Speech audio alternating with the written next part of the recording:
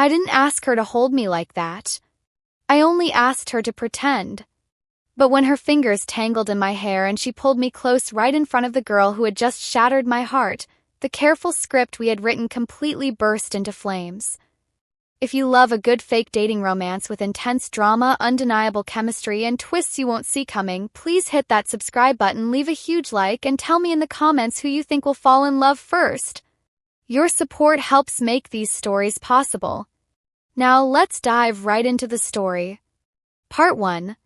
The bass of the music was vibrating through the floorboards, matching the anxious, erratic rhythm of my own heartbeat. I stood near the edge of the crowded living room, gripping my plastic cup so tightly I was surprised it hadn't cracked and spilled cheap fruit punch all over my favorite black jeans. I shouldn't have come. Everyone told me it was a bad idea, but my stubborn pride had convinced me that staying home on a Friday night would be admitting defeat. I was Maya, the girl who was supposed to be completely fine. The girl who had totally moved on. Except I hadn't. Not even a little bit. Across the dimly lit room, framed by the flashing neon lights of the makeshift dance floor, stood Chloe. My ex-girlfriend. The girl who had sworn she needed time to figure herself out just 3 weeks ago, only to apparently figure out that what she actually needed was the captain of the women's volleyball team. Chloe was laughing, her head thrown back, as the impossibly tall and athletic Sarah wrapped an arm around her waist. Sarah leaned in and whispered something in Chloe's ear, making her smile that specific radiant smile that used to belong entirely to me. Felt like someone had slipped a thin blade between my ribs. The physical ache of heartbreak was so real it made it hard to draw a full breath. I needed to leave. I needed to turn around, walk out the front door, and disappear into the cool autumn night before she saw me. But my feet felt like they were cast in concrete. "You're staring again, Maya." The voice came from beside me, smooth, low, and distinctly unimpressed. I jumped slightly, spilling a few drops of my drink onto my hand. I turned to see Alara leaning against the wall, observing me with a pair of piercing dark brown eyes. Alara was a mystery wrapped in a vintage leather jacket. We shared a few classes, but we ran in completely different circles. She was the brooding, effortlessly cool art major who always seemed to be sketching something in the back row, surrounded by an aura of unapproachable intimidation. She had sharp features, dark wavy hair that fell just past her shoulders, and an attitude that screamed she didn't have time for anyone's nonsense. "I'm not staring," I lied quickly, wiping my sticky hand on my jeans. "I was just looking at the lighting in here." Very dramatic. Alara let out a short, cynical laugh. She took a sip from her own cup, never taking her eyes off me. "Right. The lighting. It definitely has nothing to do with your ex over there practically swallowing the volleyball captain." I felt my cheeks flush with heat. "Do you mind?" "It's really none of your business." "It's not," she agreed easily, shrugging her shoulders. "But watching you stand here looking like a kicked puppy is depressing me. It's ruining the vibe of my thoroughly mediocre evening." I opened my mouth to shoot back a defensive reply, but the words died in my throat. Across the room, Chloe's eyes had suddenly locked onto mine. The laughter died on her face, replaced by a look of surprised pity. Pity. That was the worst part. She whispered something to Sarah, and then, to my absolute horror, they both started walking toward me. Panic, cold and sharp, flooded my veins. "Oh no," I muttered, my breath hitching. She's coming over. She's coming over here to do the whole "I'm so glad we can still be friends" routine while holding her new girlfriend's hand. I can't do this. I cannot do this right now. I looked around frantically for an escape route, but the hallway was blocked by a group of loud freshmen, and the kitchen was packed. I was trapped. "Breathe, Maya," Alara said, her voice suddenly losing its mocking edge, replaced by something sharper. "You're going to hyperventilate." "I need an excuse," I rambled, my heart hammering against my ribs. "I need a reason to look like I'm not a pathetic loser who came here alone to stalk her ex. I need a distraction." They were only 10 feet away now. Chloe was preparing her gentle, condescending smile. My mind went entirely blank. Flight or fight kicked in, and my brain inexplicably chose something entirely different. Without thinking, driven by pure, unadulterated desperation, I turned to Alara. I reached out, grabbing the lapels of her leather jacket, and pulled her toward me. "Play along," I whispered frantically, my face inches from hers. For a fraction of a second, Alara's eyes widened in surprise. But before I could second-guess my insane decision, her expression smoothed into something dangerously calm. "Maya?" "Hey," Chloe's voice floated over, laced with artificial sweetness. I didn't turn around immediately. I kept my eyes locked on Alara, waiting for her to push me away, to laugh at me, to expose my pathetic lie. Instead, Alara's arms slid around my waist. The warmth of her hand seared through the thin fabric of my shirt. She pulled me flush against her side, her thumb gently tracing the curve of my hip. It was an incredibly intimate gesture, executed with terrifying naturalness. Only then did I turn my head, plastering on the brightest, most fake smile I could muster. "Chloe!" "Hey! I didn't see you there." Chloe stopped dead in her tracks, her eyes darting from my face down to Alara's hand resting securely on my hip, and then up to Alara's face. Sarah stood awkwardly beside her, suddenly looking less like a victorious conqueror and more like a confused bystander. Hi," Chloe stammered, clearly thrown off balance. Her gaze lingered on Alara, taking in the leather jacket, the confident posture, the intense, unwavering stare. "I didn't know you were seeing someone." "We're keeping it low-key," Alara answered before I could even open my mouth. Her voice was smooth like velvet, dripping with an easy, arrogant charm I had no idea she possessed. She looked down at me, the corners of her lips curling into an affectionate smile that looked so real it made my stomach do a strange flip. "Right, babe. Babe." The word sent a shockwave straight down my spine. I swallowed hard, forcing myself to nod. "Yeah. Yes. Exactly. We just wanted to enjoy the night." Chloe's fake smile faltered. Pity in her eyes vanished, instantly replaced by a flash of something else. Confusion? Jealousy? I couldn't tell, and for the first time in weeks, I didn't care. A small spark of triumphant satisfaction ignited in my chest. "Well," Chloe said, her voice slightly tight, "it's good to see you moving on, Maya.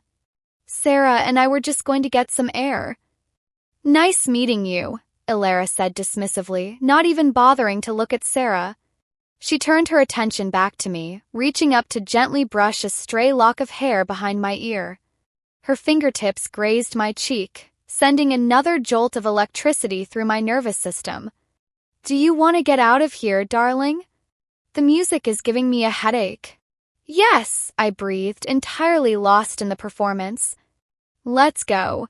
Alara kept her arm firmly around my waist as she guided me through the crowded room. I could feel Chloe's eyes burning holes into our backs the entire way to the front door. We stepped out into the crisp autumn air, the heavy bass of the party instantly muffled as the front door clicked shut behind us. We walked in silence until we reached the end of the block, standing under the flickering yellow light of a street lamp. As soon as we were out of sight, Alara dropped her arm from my waist and took a step back. The sudden absence of her warmth left me feeling strangely cold. "I am so sorry," I blurted out immediately, wrapping my arms around myself to ward off the chill. I completely lost my mind. I panicked. I couldn't stand the way she was looking at me. "You didn't have to do that." Alara pulled a pack of gum from her pocket, popping a piece into her mouth before offering it to me. I shook my head. She leaned back against the brick wall of a nearby building, studying me intently. "You're a terrible liar, Maya," she said flatly. I winced. Was it that obvious? To anyone with a functioning brain, yes. You looked like you were being held hostage. But your ex seems entirely too self-absorbed to notice the finer details. She crossed her arms over her chest. "However, your little stunt did give me an idea." I blinked, confused by the sudden shift in her tone. "An idea? What do you mean?" Alara sighed. looking up at the night sky for a moment before fixing her dark eyes back on me. I have a problem. A rather annoying, persistent family problem. Next weekend is my older sister's wedding. It's a 3-day, excruciatingly formal affair out in the Hamptons. My entire extended family will be there, and their favorite blood sport is interrogating me about my directionless life and my complete lack of a stable relationship. I frowned, not seeing where this was going. Okay. And, Ilara continued, her gaze narrowing, if I show up alone again, I will be subjected to endless pitying looks and aggressive matchmaking attempts by my mother. I need a buffer. I need someone to smile, look pretty, and pretend to be entirely devoted to me so they'll back off. My jaw dropped slightly as the realization hit me. You want me to be your fake girlfriend for a wedding? It's a mutually beneficial transaction, Ilara reasoned, her tone entirely businesslike. You clearly need a way to prove to your ex that you've moved on and upgraded. I need a shield to survive my family.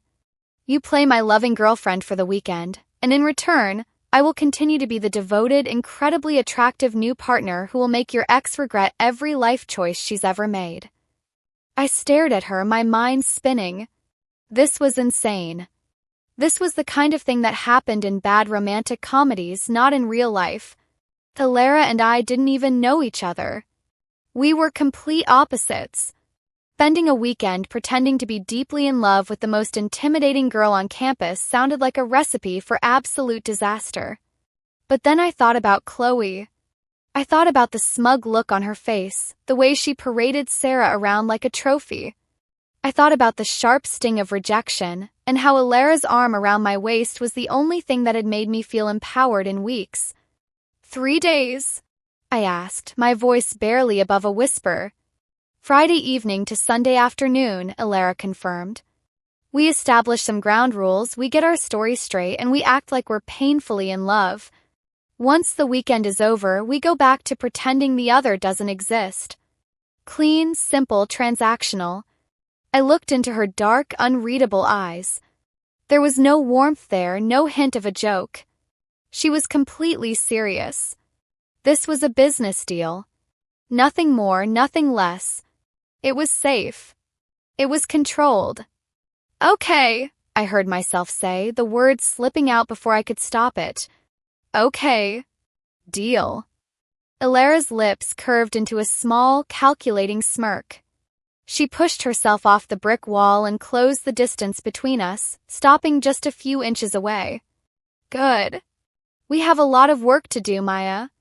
If we're going to pull this off, we have to make them believe it. She reached out, and for a second I thought she was going to touch my face again. My breath caught in my throat. Instead, she simply straightened the collar of my jacket, her knuckles brushing briefly against my collarbone. See you tomorrow, she said softly, turning on her heel and walking away into the darkness, leaving me standing under the flickering street lamp with a racing heart and the terrifying realization that I had just made a deal with the devil. End of Part 1. Part 2. Saturday morning arrived with the subtlety of a freight train. Sunlight pierced through the gaps in my blinds, directly hitting my eyes and forcing me awake to face the immediate, crushing weight of my own decisions.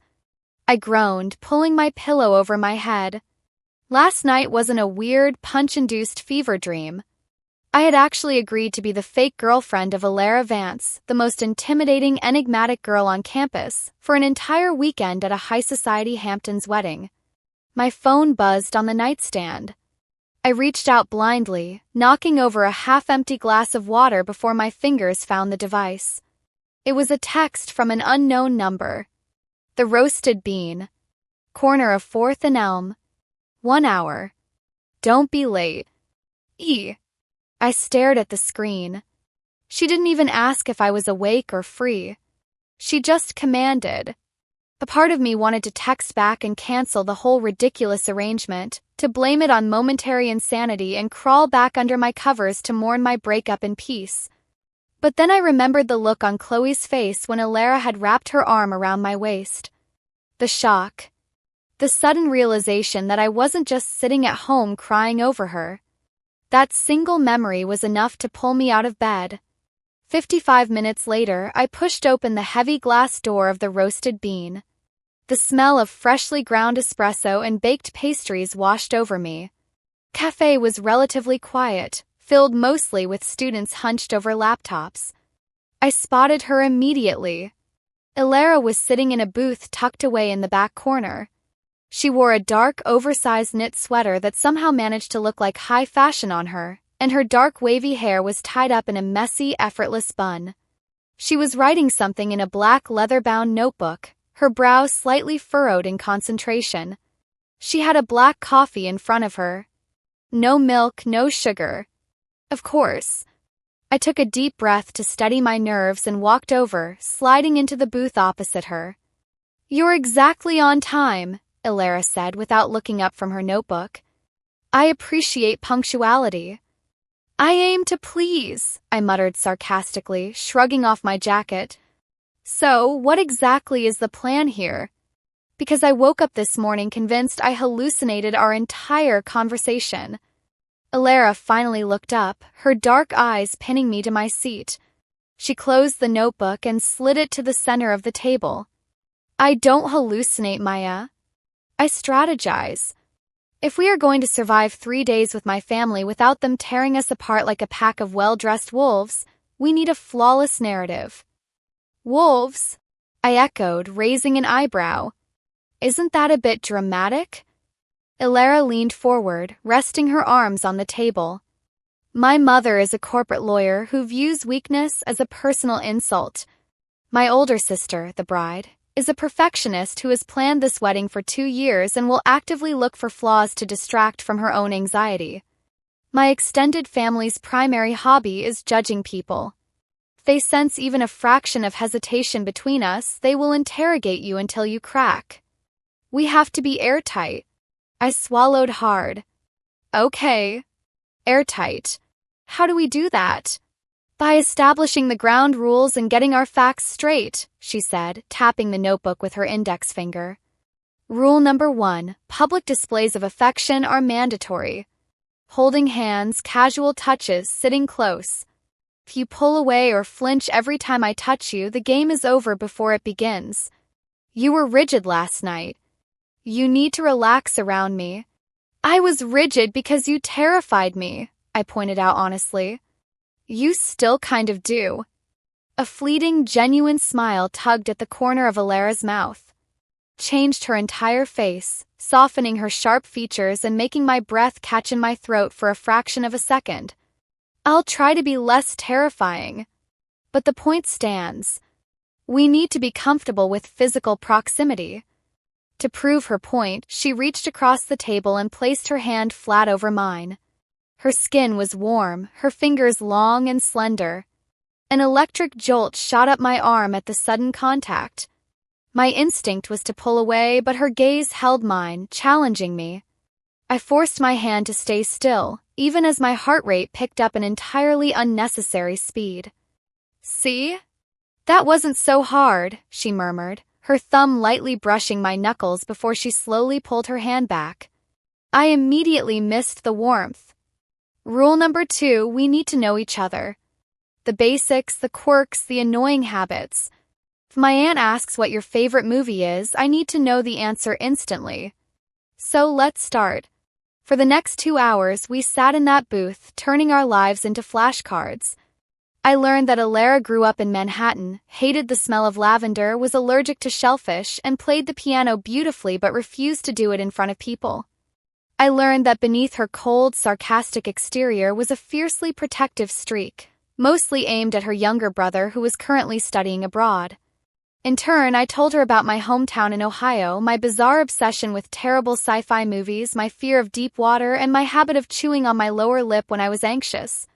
I told her about my major in English literature and how I wanted to be a publisher. "And Chloe?" Ilara asked suddenly, taking a sip of her coffee. The name felt like a cold splash of water. "How long were you two together?" "1.5 years, I said quietly, looking down at the wooden table. I thought we were really good. But then she started spending more time at the gym, hanging out with Sarah, and suddenly she needed space. 3 days later, they were official. "She's an idiot," Elara stated matter-of-factly. There was no pity in her voice, just an objective observation. She traded someone genuine for someone whose primary personality trait is wearing athletic tape. It's a downgrade. I looked up, surprised by the blunt defense. "Thank you. I think." "Don't thank me, it's just a fact." Elara waved off the comment, looking back at her notebook. "All right, our meeting story. How did we fall in love?" "We didn't," I reminded her. "We are fake falling in love." "Semantics. What's the narrative?" "We decided on a story that was close enough to the truth to be believable. We were in the same art history seminar." I dropped my pen, it rolled under her desk, our hands brushed when we both reached for it. Classic, slightly cliché, but undeniably effective. We spent the rest of the semester trading quiet glances until I finally worked up the courage to ask her out for coffee. "We need to test it," Elara announced suddenly, closing the notebook and sliding it into her leather messenger bag. "Test what?" "The story." "The dynamic," she corrected, standing up and tossing a $5 bill onto the table. "Monday morning. The main quad. We debut the relationship to the general public. It will serve a dual purpose, practicing for my family and making sure your ex gets a front row seat to your newfound happiness." Monday morning came faster than I anticipated. The autumn air was crisp, and the campus was swarming with students rushing to their early classes. I stood by the large oak tree near the library, nervously adjusting the strap of my backpack. I was chewing on my lower lip so hard it was starting to ache. "You're doing that thing." I spun around. Elara was standing there, looking devastatingly cool in a long wool coat and dark denim. She stepped directly into my personal space, reaching up to gently pull my lower lip from between my teeth with her thumb. Touch was so intimate, so unexpected, that my brain entirely short-circuited. "Anxious?" she asked softly, her eyes dropping to my mouth for a split second before meeting my gaze. "A little," I breathed, my voice sounding incredibly unsteady. "Don't be. Just follow my lead." Elara didn't give me time to overthink. She reached down and intertwined her fingers with mine. Her grip was firm, grounding. A sudden, terrifying thrill washed over me. We started walking down the main path of the quad, completely in sync. Felt strange, yet undeniably natural. Heads turned as we walked by. Elara Vance never held anyone's hand. Elara Vance barely acknowledged other people's existence. And yet, here she was, her fingers locked with mine, leaning in close as we walked. 10 o'clock, Elara murmured quietly, her lips brushing my ear.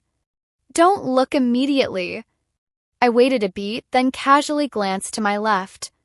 Sitting on a stone bench outside the science building, surrounded by her volleyball teammates, was Chloe. She was mid-laugh, but as we walked past, her eyes caught mine. The laugh abruptly stopped. Her gaze dropped down to our intertwined hands, and I saw her posture stiffen visibly. "Smile, darling," Elara whispered. I looked up at Elara, offering her a genuine, brilliant smile. Elara stopped walking. Right there, in the middle of the crowded quad, in full view of Chloe and half the student body. "What are you?" I started to ask, but the words were cut off. Elara reached up with her free hand, cupping the side of my face. She leaned down, moving slowly, deliberately. My heart hammered against my ribs like a trapped bird. For a terrifying, exhilarating moment, I thought she was going to kiss me on the lips. The air between us cracked with a sudden, overwhelming tension. I couldn't breathe. I didn't want to breathe.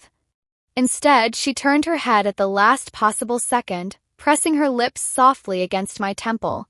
She lingered there, her breath warm against my skin. It was a perfectly executed display of deep, quiet affection. It looked incredibly private, yet devastatingly public. When she finally pulled back, her eyes were dark and intense.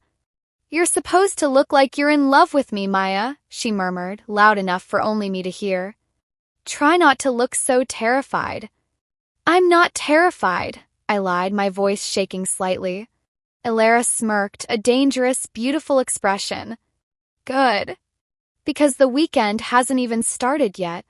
She squeezed my hand and we kept walking, leaving Chloe staring open-mouthed behind us. We had just set the stage, and as the thrill of the performance coursed through my veins, a terrifying thought echoed in my mind. Playing pretend with Elara Vance was going to be dangerously easy and incredibly hard to walk away from.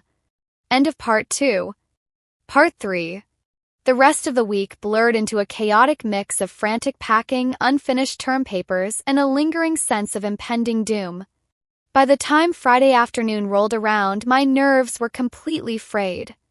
I stood on the sidewalk outside my dorm, clutching a slightly battered duffel bag and a garment bag containing a dress I had bought at a thrift store and frantically prayed looked expensive enough for the Hamptons. Exactly at 4 o'clock, a sleek, terrifyingly polished black SUV pulled up to the curb. The tinted window rolled down, revealing Elara wearing a pair of dark sunglasses and a crisp white button-down shirt that made her look like she was born to inhabit a country club. "Get in," she said, popping the trunk. I hauled my bags into the back and climbed into the passenger seat. The interior of the car smelled like expensive leather and a hint of the sandalwood perfume Elara always wore. It was an intoxicating, overwhelming combination that immediately made my heart rate spike. "You look like you're heading to an execution," Elara noted dryly as she merged onto the highway, leaving the familiar safety of the campus behind us. "I feel like I'm heading to an execution," I admitted, my fingers twisting the strap of my seatbelt. "I've never been to the Hamptons. My idea of a fancy vacation is when my parents splurge on the name-brand snacks for a road trip to a national park. If your family asks me about yachting or the stock market, I'm going to spontaneously combust." Elara let out a soft, unexpectedly genuine laugh. The sound sent a warm ripple through my chest. "You don't need to know about yachting, Maya. You just need to know about me. Remember the flashcards." "I memorized the flashcards," I replied, staring out the window as the cityscape gave way to sprawling suburbs and eventually coastal highways. "I know you hate lavender, you're allergic to shellfish, and you secretly cried at the end of that animated movie about the robot." "Keep your voice down," Elara warned playfully, though a faint hint of color touched her cheeks. "If my mother finds out I possess human emotions, she'll use it as leverage in my next trust fund negotiation." Noted. Emotional repression is the Vance family currency. We drove for another 2 hours. Tension that had been thick between us at the beginning of the week had slowly dissolved into a comfortable, easy silence. Closer we got to the eastern end of Long Island, the more the architecture shifted into sprawling, immaculately manicured estates hidden behind towering hedges and wrought iron gates.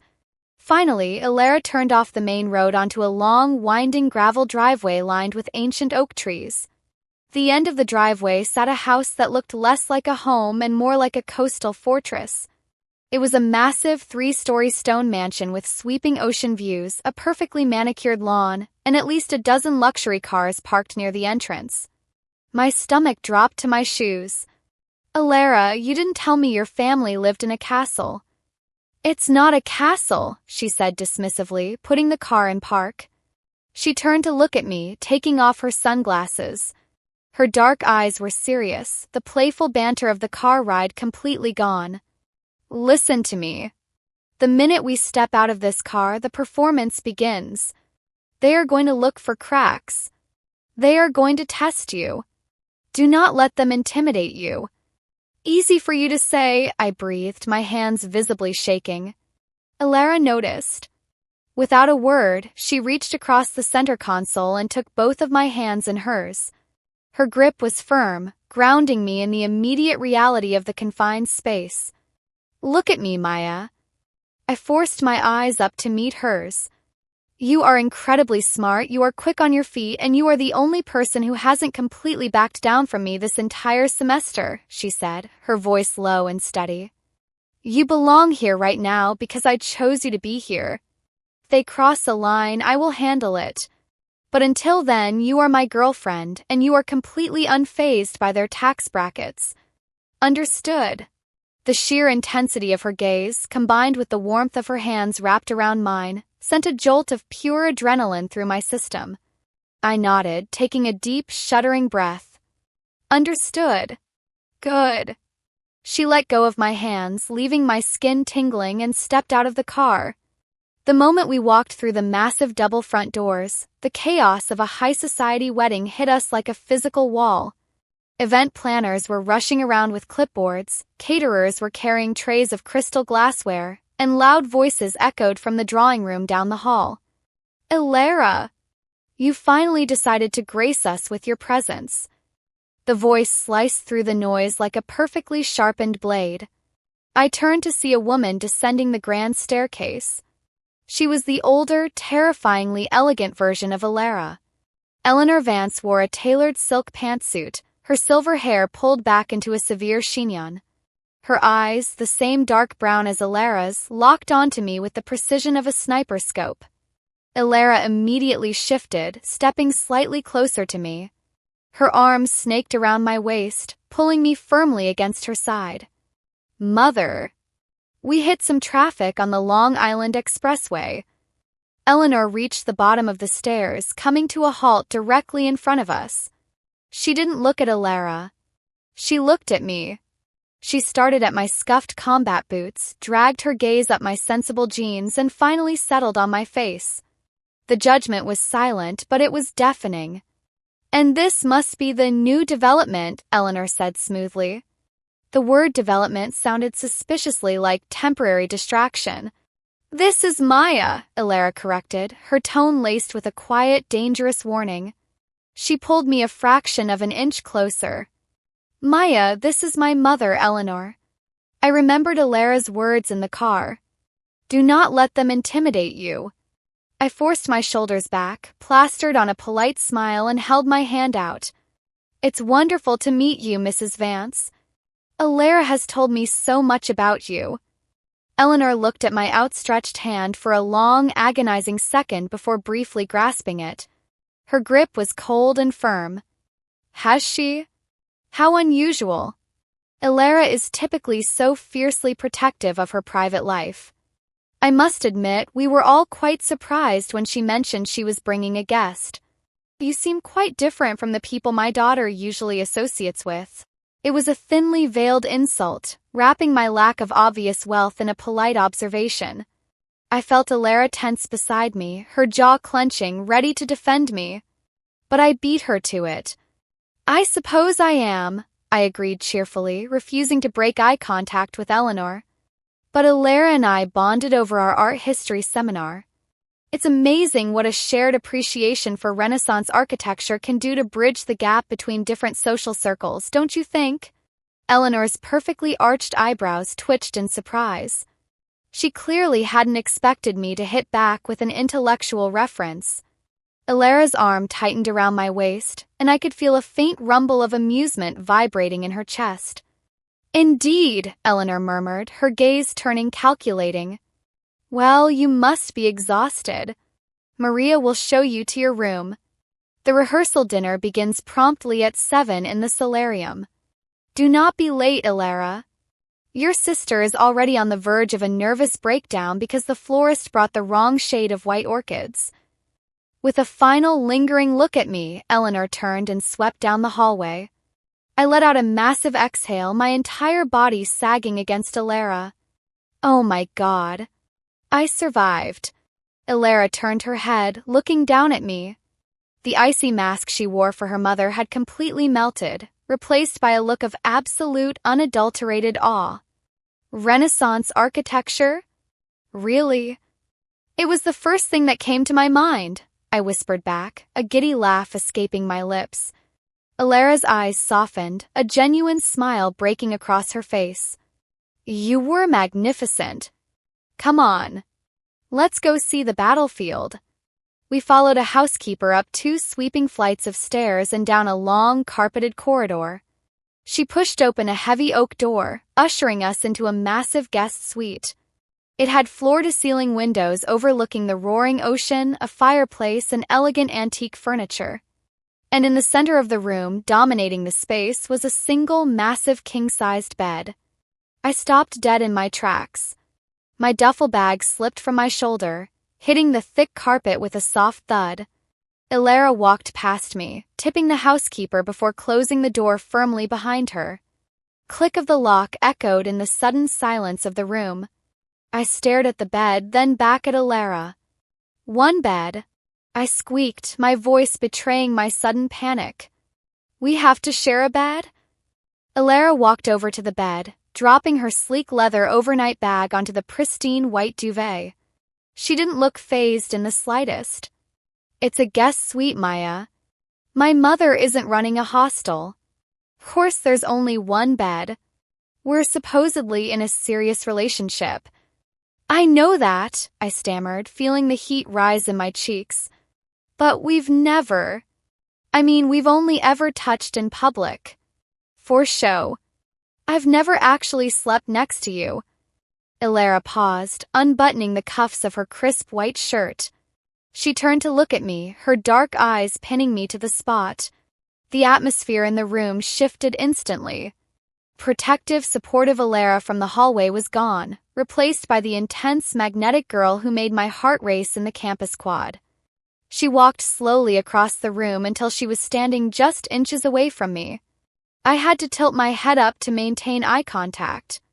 I could smell the sandalwood again, intoxicating and close. Are you afraid of me, Maya? She asked, her voice a low, husky whisper that sent shivers racing down my spine. No, I lied instinctively, though my racing pulse told a completely different story. Ilara lifted a hand, her cool fingertips lightly tracing the line of my jaw. My breath hitched in my throat. I couldn't move. I didn't want to move. Good, she murmured, her eyes dropping to my lips for a fraction of a second before meeting my gaze again. Because we have 3 nights in this room. And if my mother is having us watched, which she absolutely is, we need to be convincing behind closed doors too. She let her hand drop, stepping back and instantly breaking the heavy spell that had settled over us. Now, start getting ready. We have a rehearsal dinner to survive, and I need to make sure my sister hasn't actually murdered the florist. I stood there, frozen in the middle of the luxurious room, watching Ilara casually unpack her bag. The fake relationship had suddenly become terrifyingly real, and as I looked at the single bed waiting for us, I realized that surviving Eleanor Vance was going to be the easy part of this weekend. Surviving my growing feelings for Ilara Vance in that bed was going to be the real challenge. End of Part 3. Part 4. The bathroom of the guest suite was larger than my entire dorm room, outfitted in floor-to-ceiling white marble with a bathtub that could comfortably fit 3 people. I stood in front of the massive gilded mirror, staring at my reflection and feeling entirely like an imposter. I had bought the dress at a vintage shop off campus. It was a deep, rich emerald green silk that slipped over my curves and fell to mid-calf. It had a cowl neckline and a dangerously low back. In the dingy lighting of the thrift store, I thought it looked sophisticated. Here, bathed in the harsh, expensive glow of the Vance family estate, I was terrified it screamed cheap. I took a deep breath, trying to steady my trembling hands as I reached around to pull the delicate side zipper up. It stubbornly refused to budge past my ribs. I pulled harder, terrified I was going to tear the delicate, decades-old fabric. A sharp knock on the bathroom door made me jump. Maya? We have 10 minutes. Are you decent? Define decent, I called back, my voice laced with frustration. I'm in the dress, but I'm currently in a wrestling match with the zipper, and the zipper is winning. The door handle turned, and Ilara stepped into the bathroom. I completely forgot about the zipper. I forgot how to breathe entirely. She was wearing a custom-tailored midnight blue velvet suit. The jacket was perfectly fitted, worn open over a sheer black silk camisole that left just enough to the imagination to be devastating. Her dark hair was styled in soft, cascading waves over one shoulder, and a single, delicate silver chain rested against her collarbone. She looked like a billionaire villain in a spy movie, and I was entirely paralyzed by how painfully attractive she was. Ilara stopped a few feet away, her dark eyes slowly dragging from the hem of my emerald dress, up the curve of my waist to my bare shoulders and finally meeting my gaze in the mirror. The air in the bathroom instantly turned heavy and thick. "The zipper," I rasped, pointing awkwardly at my side. "It's stuck." Elara didn't say a word. She closed the distance between us, stepping directly behind me. I watched her in the mirror. Her expression was unreadable, her jaw set, but her eyes were dark and intensely focused. She reached out, her knuckles brushing against the bare skin of my lower back. A violent shiver ripped through my entire body at the contact. "Relax," she murmured, her voice a low vibration that I felt all the way down to my toes. "You're holding your breath, which is pulling the fabric tight." I forced myself to exhale, though my heart was beating a frantic rhythm against my ribs. Elara's cool fingers expertly gripped the tiny metal zipper. With a smooth, practiced motion, she pulled it up, sealing the silk dress against my side. But she didn't step back immediately. She stayed there, her hands resting lightly on my hips, looking at my reflection over my shoulder. The dark blue velvet of her suit brushed against the bright green silk of my dress. Contrast was striking. We looked exactly like the power couple we were pretending to be. "You look," Elara started, her voice sounding strangely strained. She cleared her throat, her mask of cool indifference sliding perfectly back into place. "You look perfectly acceptable. The color suits you." "Just acceptable?" I teased, fueled by a sudden reckless surge of confidence. I was aiming for devastatingly gorgeous. Elara's lips twitched. She dropped her hands from my hips and took a step back, breaking the magnetic field between us. "Let's not get ahead of ourselves. Save the devastatingly gorgeous routine for my Aunt Beatrice. She's the one you really need to impress." The rehearsal dinner was held in the estate's solarium, a massive glass structure overflowing with exotic plants, illuminated by thousands of twinkling fairy lights. A string quartet played softly in the corner, and waiters in crisp white uniforms glided through the room carrying trays of champagne and miniature, intricate appetizers that I didn't recognize. The moment we stepped through the glass doors, the low murmur of conversation instantly ceased. Dozens of pairs of eyes turned to look at us. Felt like walking into a lion's den wearing a steak. "Showtime," Elara whispered near my ear. She reached down and took my hand, intertwining our fingers. I immediately leaned into her side, letting my thumb slowly trace the back of her hand. It was an instinctual movement, one that had me questioning when exactly I had become so comfortable touching her. We spent the next hour navigating a minefield of aggressively wealthy relatives. Elara was a masterclass in deflection and polite arrogance. She introduced me to uncles who asked about my investment portfolio. I smoothly lied and said I was passionate about investing in independent literary presses, and cousins who gave me thinly veiled up-and-down looks of judgment. Through it all, Elara never let go of me. If she wasn't holding my hand, her hand was resting on the small of my back. When we sat down for the 6-course dinner, her chair was pulled so close to mine that our thighs were pressed together under the heavy linen tablecloth. Constant, searing heat of her body against mine was making it incredibly difficult to focus on the conversation.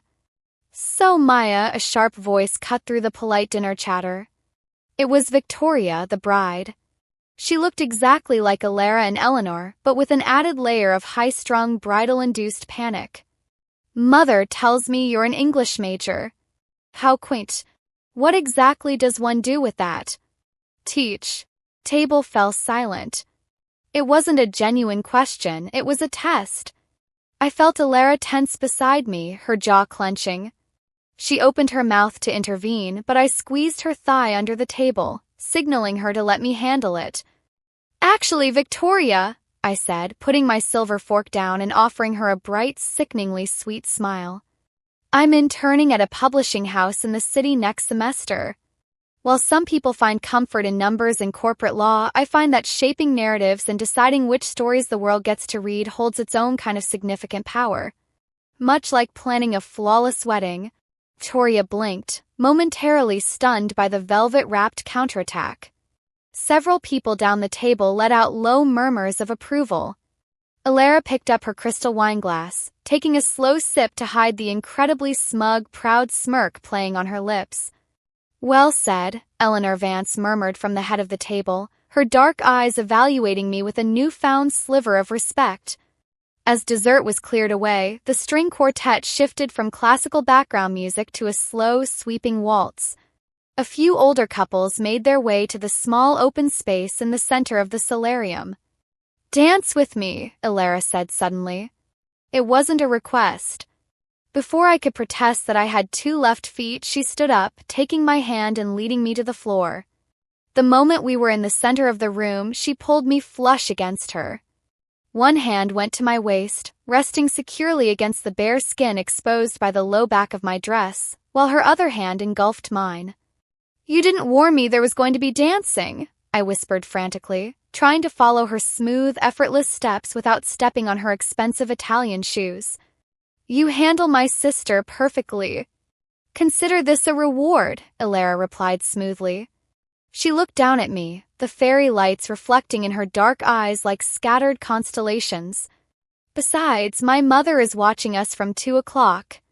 Put your arms around my neck." I swallowed hard, slowly sliding my free arm up to drape over her shoulder, my fingers brushing the soft velvet of her jacket collar. She pulled me closer, so close that there was absolutely no space left between us. I could feel the steady, rhythmic beat of her heart against my chest. The scent of sandalwood and champagne was intoxicating. For a few minutes, the entire room faded away. There was no judgmental mother, no panicked bride, no fake dating contract. There was just the sweeping music, the dim lighting, and the overwhelming, terrifying realization that being held by Alara Vance felt better than being held by anyone else I had ever known. Better than Chloe. Better than anyone. "You're shaking," Alara murmured, her breath grazing my temple. "I'm just cold," I lied softly, burying my face slightly into the crook of her neck to hide the blush I knew was violently coloring my cheeks. "Liar," she whispered back, her hand tightening on my waist, her thumb lightly tracing my bare spine in a way that sent sparks flying behind my closed eyelids. We stayed on the dance floor for 2 more songs before Alara finally, mercifully, led us away, claiming jet lag. We made our goodnights, playing the perfect devoted couple right up until the heavy oak door of our guest suite clicked shut behind us. The silence of the room was sudden and deafening. The adrenaline of the performance instantly drained away, leaving behind the heavy, unavoidable reality of the single king-sized bed dominating the center of the room. Alara stepped away from me, shrugging off her velvet jacket and tossing it onto a chair. She ran a hand through her hair, ruining the perfect waves. "You take the bathroom first." "I need to make a phone call." I practically fled into the bathroom, stripping off the green dress and changing into my oversized, faded college t-shirt and flannel pajama pants. I brushed my teeth, staring at my flushed reflection. "Get a grip, Maya," I told myself sternly. "It's a job. It's a role. She is doing this to survive her family, not because she wants you." When I walked back into the bedroom, Alara was already in bed. She was wearing a simple black silk tank top, her bare arms resting above the covers. The bedside lamp cast a warm, golden glow over her features. She was reading a book, wearing a pair of wire-rimmed reading glasses that made her look impossibly sophisticated and undeniably attractive. I stood awkwardly at the foot of the bed. "Which side do you prefer?" Alara looked up over the rim of her glasses. "I don't care, Maya. Just get in. The bed is large enough that we don't have to acknowledge each other's existence if we don't want to." Her tone was back to the cold, distant Alara from the coffee shop. The shift gave me a weird sense of whiplash, but it also made it easier to climb into the massive bed. I stayed strictly on the very edge of the mattress, pulling the thick duvet up to my chin. There were at least 3 feet of empty space between us. "Turn the light off when you're done, please," I said quietly, turning my back to her. "Good night, Maya," Alara replied softly a few minutes later. A click sounded, and the room was plunged into absolute darkness. I closed my eyes, exhausted to my bones but completely unable to sleep.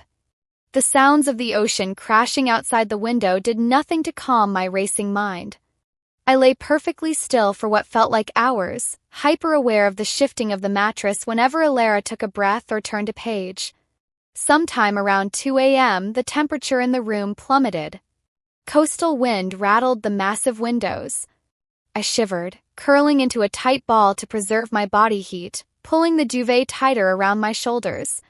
Suddenly, I felt the mattress dip behind me.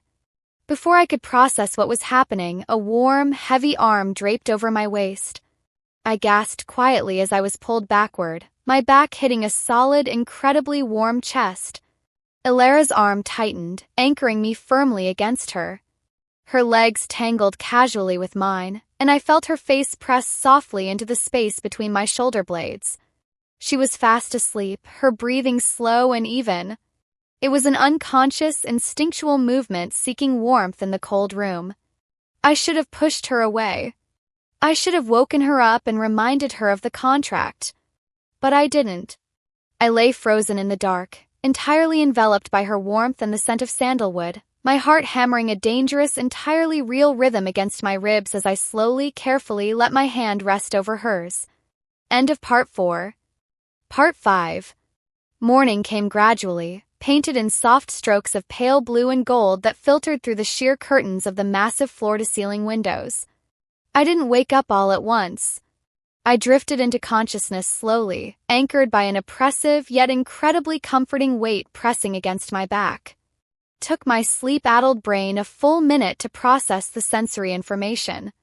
The rhythmic rise and fall of a chest against my spine. The heavy, warm arm draped securely over my waist, holding me tightly in place. The faint, intoxicating scent of sandalwood and something inherently, uniquely Alara buried in the fabric of my t-shirt. My eyes flew open. I was completely tangled in her. During the night, the vast expanse of the king-sized bed had been entirely abandoned. We were occupying a single sliver of the mattress, my back pressed flush against her front. Her face was tucked into the crook of my neck, her warm breath sending a cascade of shivers down my collarbone with every exhale. Panic and a terrifying surge of pure electricity warred in my chest. I needed to move. I needed to gently extract myself before she woke up and realized we had broken the unspoken rule of the bed. But as I shifted slightly, trying to slide my leg out from under hers, her arm instantly tightened around me. A low, raspy groan vibrated against my neck. "Stop moving," Alara murmured, her voice thick with sleep, completely devoid of its usual sharp edge. "It's freezing." "Alara," I whispered, my voice incredibly breathy and betraying entirely too much panic. "It's morning." Cadence of her breathing changed. I could practically feel the exact moment her brain kicked into gear, processing our position. The heavy arm around my waist went completely rigid. Slowly, agonizingly, she pulled back, untangling her legs from mine and shifting to the opposite side of the mattress. The sudden loss of her body heat felt like being plunged into ice water. I rolled over, clutching the duvet to my chest. Alara was sitting up, her back leaning against the ornate headboard, running a hand through her wildly messy dark hair. In the morning light, without her designer clothes and her armor of indifference, she looked terrifyingly soft. "I apologize," she said stiffly, refusing to meet my eyes. She stared fixedly at the ocean outside the window. I must have been cold in the middle of the night. It was an unconscious reflex. "It means nothing." "Of course," I agreed immediately, my heart still hammering against my ribs. "Just survival instincts." Completely transactional body heat. Alara finally looked at me, a brief, unreadable expression flashing across her face before the familiar, calculating mask slid back into place. "Exactly. Now get dressed. We have a family brunch in an hour, and my Aunt Beatrice has arrived. If you thought my mother was an interrogation, Beatrice is a firing squad." An hour later, I was seated on a breathtaking stone terrace overlooking the Atlantic Ocean, wearing a cream-colored sundress that Alara had wordlessly pulled from my garment bag, declaring it appropriate for daytime warfare. Terrace was filled with the extended Vance family. The clinking of crystal mimosas and the low hum of privileged complaints provided the soundtrack to my mounting anxiety. Elara sat beside me, her posture impeccably straight, sipping black coffee. She had silently claimed my left hand under the table the moment we sat down, her thumb absent-mindedly stroking my knuckles. It was for show, I knew that, but my body stubbornly reacted to the touch as if it were entirely genuine. "So, Maya," a voice rasped from across the table. I looked up.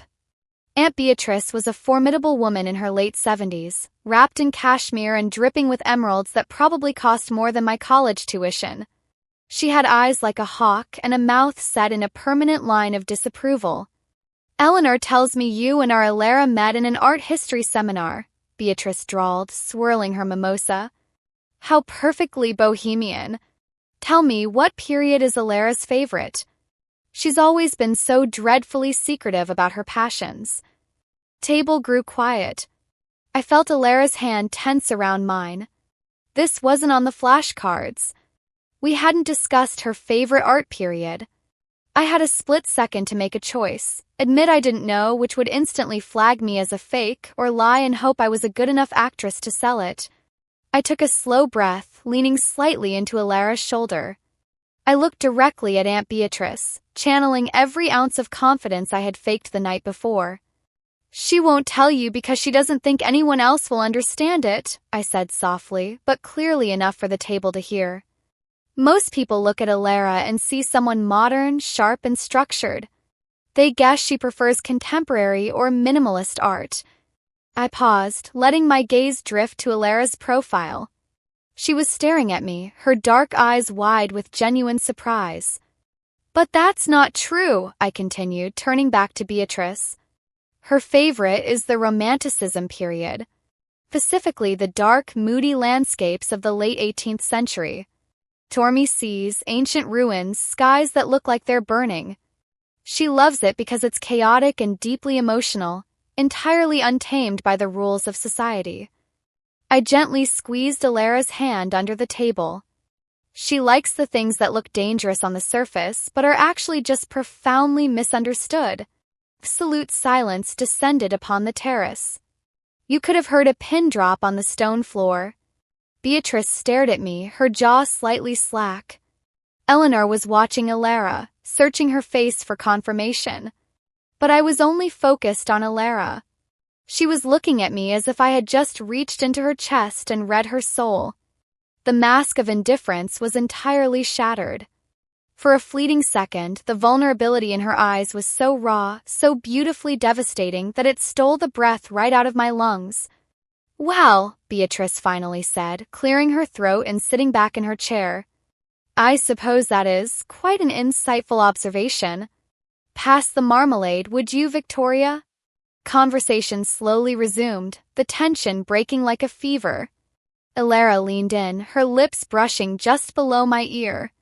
The action was intimate, ostensibly for the benefit of the family, but her voice was shaking. "How did you know that?" she whispered. "I didn't," I whispered back, my heart pounding a frantic rhythm. "I guessed." "Was I wrong?" Elara pulled back just enough to look me in the eye. "No," she breathed. "You were exactly right." By 2 o'clock, the wedding preparations had reached a fever pitch, and the house was a chaotic nightmare of florists, caterers, and a screaming bride. Elara abruptly grabbed my hand and pulled me out through the back French doors, dragging me down the sweeping lawn toward the private beach. "We need a tactical retreat," she announced, not letting go of my hand until we reached the soft, pale sand. The wind off the Atlantic was sharp and salty, whipping Elara's dark hair around her face. She kicked off her expensive loafers and rolled up the cuffs of her slacks, walking directly to the shoreline where the icy water lapped at the sand. I followed suit, carrying my sandals. We walked in silence for a long time, the roar of the ocean drowning out the madness of the estate behind us. It was the first time since we arrived that nobody was watching us. We didn't have to hold hands. We didn't have to pretend. Yet the invisible tether between us felt stronger than ever. "You're a brilliant liar, Maya," Elara finally said, staring out at the gray horizon. I wasn't lying back there on the terrace, I replied quietly, watching the wind catch the hem of my dress. I was just describing what I see when I look at you. Ilara stopped walking. She turned to face me, the ocean wind tossing her hair. Without the oppressive weight of her family's gaze, she looked younger, exhausted, and incredibly beautiful. Why do you let them treat you like that? I asked, the question slipping out before I could censor it. You're brilliant, you're capable, but you let them treat you like you're some sort of massive disappointment just because you don't fit into their perfect corporate mold. Ilara let out a bitter, self-deprecating laugh. She looked down at the sand, her hands shoved deep into her pockets. You don't understand the Vance family dynamic. Excellence isn't a goal, it's the baseline. My sister is marrying a hedge fund manager. My brother is at Oxford. I'm an art major who refuses to use the family connections to secure a gallery job. To them, I am a liability. I am the wild card that threatens the meticulously crafted image. So you push them away before they can push you, I observed softly, stepping a fraction closer to her. You build this impenetrable ice queen persona so nobody can see that their judgment actually hurts. Ilara's head snapped up. Her dark eyes flashed, a defensive wall instantly slamming down. Don't psychoanalyze me, Maya. You don't know me. You've known me for exactly 5 days. I know that you hold my hand like you're terrified I'm going to let go, I countered, my voice steady despite the adrenaline roaring in my ears. I took another step closer, entirely invading her personal space. The scent of sandalwood mixed with the salty sea air. I know that you practically attacked my ex with your eyes just to make me feel better. And I know that you hate being alone in that massive bed just as much as I do. Ilara stared at me, her chest heaving slightly. The defensive anger in her eyes was slowly fracturing, replaced by a terrified, magnetic pull. She didn't step back. She held her ground, looking down at me with an intensity that made the ground beneath my feet feel unstable. You are dangerously observant, she whispered, her voice rough, dropping an octave. You told me to play a role, I whispered back, my eyes dropping to her lips involuntarily. I'm just doing my job. You are doing a terrible job of pretending, Maya. Ilara reached out, slowly, deliberately, completely dropping the pretense of the fake relationship. There was no audience. There was no mother watching from a balcony. This was just us. Her cool fingers brushed the side of my neck, sliding up into my hair, her thumb resting on my cheekbone. Her touch was electric, searing straight through my skin and setting my blood on fire. My breath caught in my throat. I titled my head up, entirely mesmerized by the dark depths of her eyes. The distance between us evaporated. I could feel her breath against my lips. I closed my eyes, leaning in, terrified and exhilarated, ready to cross the line that would ruin the contract forever. Ilara! Maya! The shrill, panicked voice of a wedding planner echoed down the beach through a megaphone. Ilara flinched, pulling back as if she had been burned. The moment shattered into a million irreparable pieces. I stumbled back a step, gasping for air as if I had been holding it for an hour. The photographer is looking for you for the family portraits. The ceremony is in 2 hours. We need you in the house now. Ilara turned her face away from me, staring out at the ocean. Her chest was rising and falling rapidly. She ran a shaking hand through her hair, taking a deep, shuddering breath before the familiar cold mask was violently shoved back into place. We need to go, she said, her voice entirely devoid of the raw emotion that had been there a second ago. She didn't look at me. She just turned and started walking quickly back toward the house. I stood frozen on the sand, the cold ocean water washing over my bare feet. My lips were tingling, my heart was breaking, and the terrifying reality crashed over me like a tidal wave. I wasn't faking it anymore. I had fallen entirely, helplessly in love with my fake girlfriend, and the real performance was only just beginning. End of Part 5. Part 6. The walk back to the estate felt like a march to the gallows. The space between Elara and me, which had been dangerously non-existent just minutes prior, had suddenly expanded into an unbridgeable chasm. She didn't look at me, didn't reach for my hand, and her jaw was set so tightly I was terrified it might shatter. The impenetrable Ice Queen was back, her walls built twice as high to compensate for the terrifying crack I had managed to create, and I was utterly, devastatingly heartbroken. The estate was a whirlwind of frantic energy. Hairdressers, makeup artists, and frantic wedding coordinators swarmed the hallways. I was ushered into a secondary guest room, separated from Elara, and manhandled into my dress for the ceremony. It was a deep wine-red silk gown that draped elegantly over my frame, chosen by Elara's stylist. My hair was pinned up in a loose, romantic style, and when I finally looked in the mirror, I barely recognized myself. I looked like I belonged in this world of old money and effortless glamour. But inside, my chest felt hollowed out, echoing with the memory of Elara's breath against my lips and the crushing reality of her immediate retreat. "Maya, the photographer is waiting in the rose garden for the family portraits," a panic coordinator yelled from the doorway. I took a shaky breath, plastered on the fake radiant smile I had been perfecting all weekend, and walked down the grand staircase. The rose garden was in full bloom, a riot of colors under the late afternoon sun. The entire Vance family was assembled, looking like a spread in a high-fashion magazine. And standing at the edge of the manicured lawn was Elara. She wore a bespoke charcoal gray three-piece suit that fit her so flawlessly it should have been illegal. A silver pocket watch chain draped across her vest, and her dark hair was slicked back, giving her an impossibly sharp, aristocratic edge. When she heard my heels clicking on the stone path, she turned. For a fraction of a second, the mask slipped.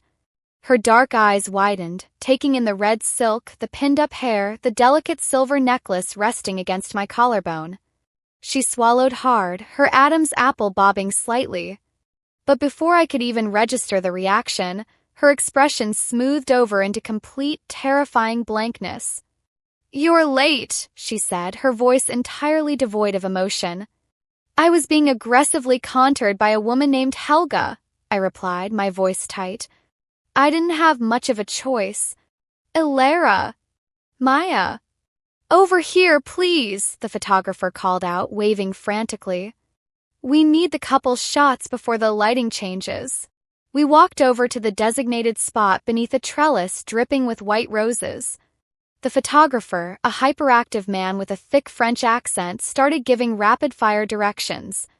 "Okay, beautiful, beautiful. Now closer. Elara, put your arm around her waist.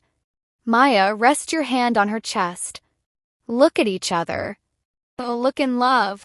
It was pure, unadulterated torture. Elara's hands settled on my waist. Her touch, which had felt like liquid fire on the beach, now felt rigid and mechanical. I placed my hand flat against the crisp fabric of her vest. I could feel her heartbeat beneath my palm. It was fast, erratic, entirely betraying her calm exterior. I looked up into her eyes, trying to find a trace of the girl who had almost kissed me on the sand. But her eyes were dark, guarded, and completely walled off. She was looking at me, but she wasn't seeing me. She was looking at a prop, a shield, an employee fulfilling a contract. "Smile, Maya," she murmured through gritted teeth, her lips barely moving. "You look like you're attending a funeral." "Maybe I am," I whispered back, a sudden flare of defensive anger sparking in my chest. "Maybe I'm mourning the fact that you're a coward." Elara's eyes flashed with sudden, brilliant fury. Her grip on my waist tightened painfully. The photographer's flash went off, capturing the intense electric tension between us and undoubtedly mistaking it for passion. "Don't push me right now," Elara warned softly, stepping back the absolute second the photographer gave the all-clear. She dropped her hand from my waist as if my silk dress had burned her. "Just do your job." The words felt like a physical slap. Do your job. That was all this was to her. I nodded numbly, biting the inside of my cheek so hard I tasted copper, determined not to let a single tear fall and ruin Helga's masterpiece. The ceremony was a blur of excruciating perfection. Hundreds of guests sat on white wooden chairs facing the ocean. A string quartet played. Victoria, the bride, looked genuinely happy, and the groom looked terrified. I sat in the second row, directly beside Alara. As the couple exchanged their vows, speaking about trust, vulnerability, and choosing each other every single day, I felt a suffocating weight press down on my chest. I wanted that.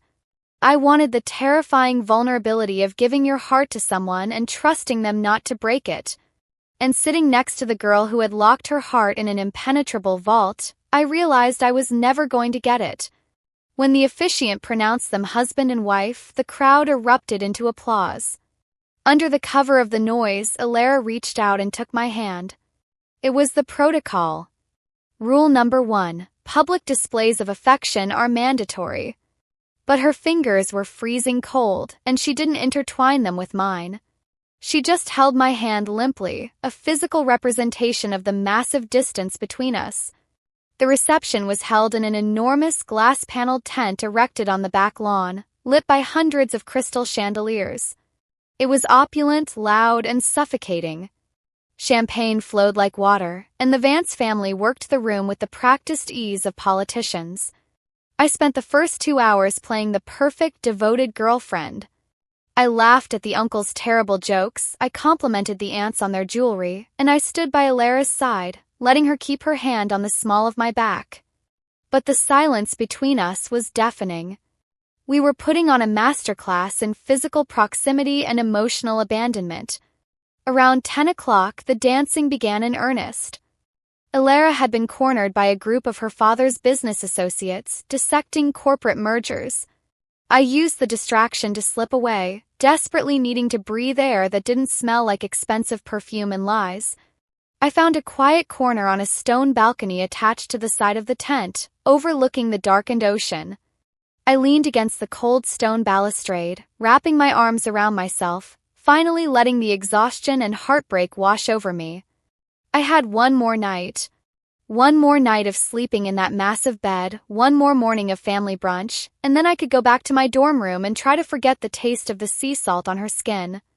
Hiding from the festivities, Maya? I jumped, spinning around. Eleanor Vance, the terrifying matriarch herself, was stepping onto the balcony. She held a crystal flute of champagne, her silver hair catching the light from the tent. "Just getting some fresh air, Mrs. Vance," I said quickly, straightening my posture and immediately going on the defensive. I braced myself for another thinly veiled insult about my background or my major. Eleanor walked slowly to the balustrade, standing a few feet away from me. She looked out at the ocean for a long moment in silence. "You know," she began, her voice shockingly quiet, stripped of its usual commanding boom. "When Alara first told me she was bringing a girlfriend to this wedding, I assumed she had hired an actress. Or found some desperate art student willing to play a part in exchange for tuition money." My heart stopped completely. The blood drained from my face. My hands gripped the stone edge so tightly my knuckles turned white. "She knows." "I assumed," Eleanor continued, turning her sharp dark eyes toward me, "that it was just another one of her rebellious stunts to keep me from setting her up with the Henderson boy. She has always been fiercely opposed to letting anyone, especially me, dictate her life." I couldn't speak. My mouth was entirely dry. The gig was up. We had failed. But then, Eleanor took a slow sip of her champagne, her gaze piercing right through my soul. "I saw the way she looked at you on the terrace this morning when you defended her to Beatrice. And I saw the way she looked at you during the vows today. My daughter is a master of deception, Maya. She can lie to a boardroom full of executives without blinking. But she cannot control her eyes when she looks at you." I stared at her, entirely paralyzed. I don't. "Do not insult my intelligence by denying it," Eleanor cut me off gently but firmly. "I am not a fool. I know the relationship is entirely new, and I know she is terrified of it. Alara has always pushed people away because she believes her intellect and her independence are the only things that keep her safe. She views love as a vulnerability, a weakness." Eleanor took a step closer to me. The harsh lines of her face softened, revealing a glimpse of a mother who, underneath the armor of wealth and expectation, actually knew her child. You are the first person I have ever seen challenge her without backing down. You are the first person who seems to understand the chaos she hides behind that tailored suit, Eleanor said, her voice dropping to a low, serious register. Do not let her push you away, Maya. Because if you let her build that wall back up, she may never let anyone else in. With that devastating, world-altering revelation, Eleanor turned and walked gracefully back into the glowing tent, leaving me completely alone in the dark. My mind was spinning out of control. She saw the way she looked at you. Contract. The job. The fake relationship. None of it made sense anymore. If Eleanor Vance, the most perceptive, critical woman on the planet, saw real feelings in Alara's eyes, then I wasn't crazy. The near kiss on the beach wasn't just a lapse in judgment. It was real.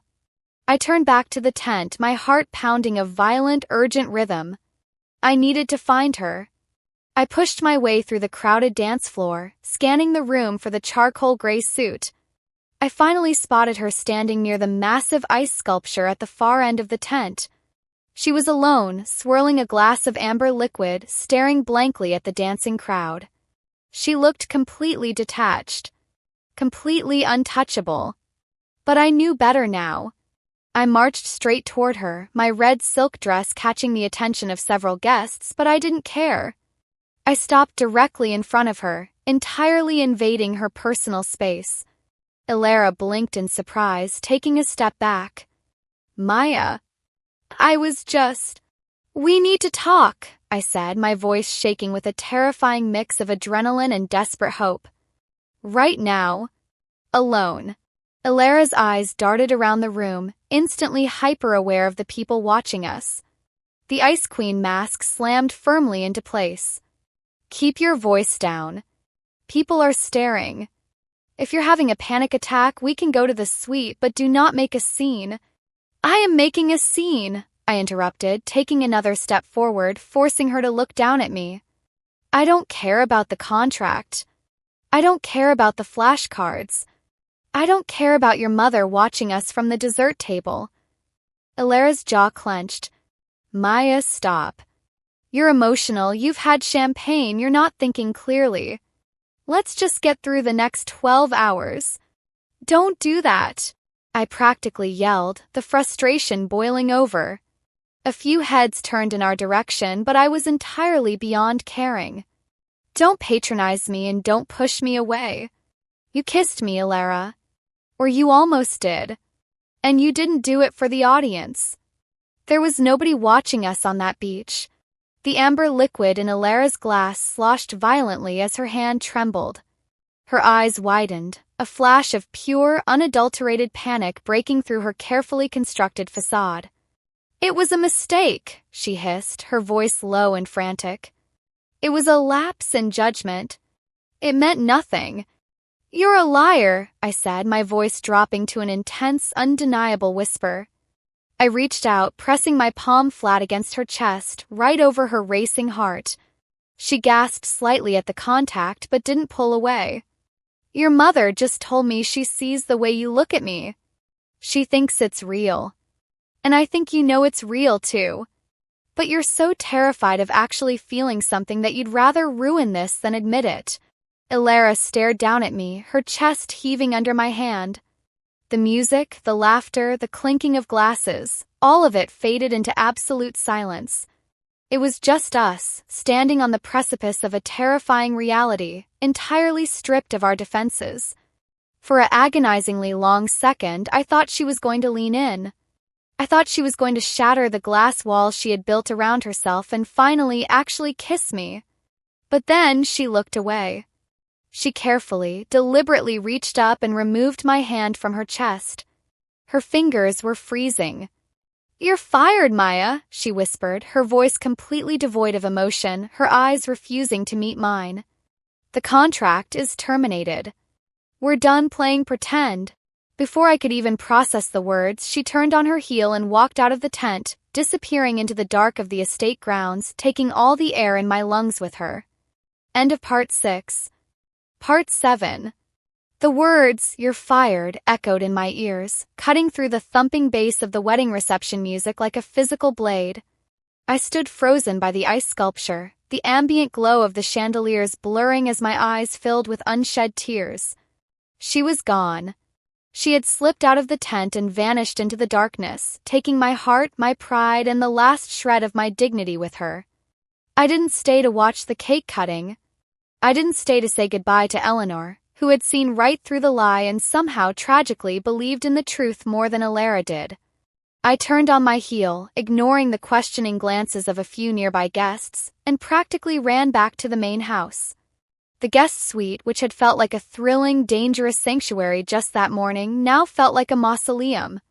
The massive king-sized bed mocked me, the sheets still slightly rumpled on the side where I had woken up pressed against her.